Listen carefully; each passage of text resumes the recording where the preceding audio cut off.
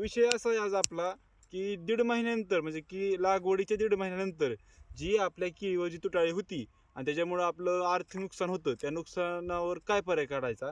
तर तुम्हाला पर्याय सांगतो, फक्त व्हिडिओ शेवटपर्यंत बघा आणि आपल्या व्हिडिओला लाईक कमेंट आणि फॉलो करा.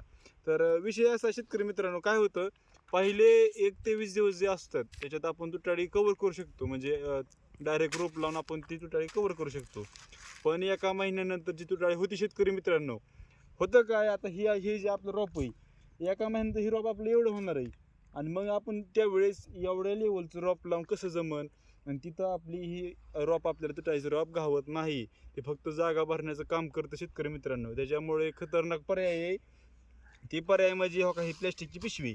आता ही प्लॅस्टिकची पिशवी काय, तर ही शेतकरी मित्रांनो, ही प्लॅस्टिकची पिशवी कुठल्याही प्लॅस्टिक हाऊसमध्ये ही आपल्याला एका रुपयात मिळते.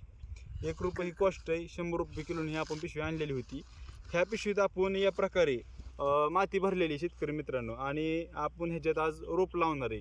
आपलं प्लांटेशन करून 1-2 दिवस झालेले इथं, आणि मग आज आपण ह्याच्यात रोप लावणार आहे. आणि हे रोप आपण जे हे ड्रिचिंग म्हणजे बुरशीनाशक म्हणा, काही पण म्हणा, जे ड्रिचिंग आपल्या ह्या प्लॉटला होईल ती ड्रिचिंग आपण ह्याला देणार आहे. आणि ही रोप आपण सावलीत ठेवणार आहे.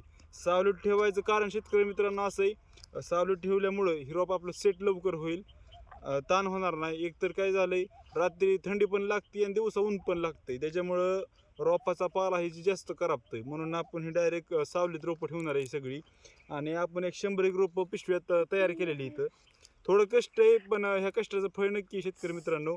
हे याचं कष्टाचं फळ ज्यावेळेस आपली व्हायरसनी रोपं जातील, किंवा खोडकी कूज, कुठं शेंडा कूज, म्हणजे इतर काय पण प्रॉब्लेम येतात, कुठं जनावरांनी तोडलं, त्यावेळेस ह्याचा फार मोठा फायदा होणार आहे शेतकरी मित्रांनो. त्याच्यामुळे हा पर्याय करा. पिशव्या ह्या पद्धतीने आपण लावून घेतल्यात, आणि ह्या पिशव्यात आपण पूर्ण पाणी फुल केलंय. आता पाणी फुल आपण काय केलं, आपलं जी रोप आहे ती योग्य पद्धतीने सेट झालं पाहिजे.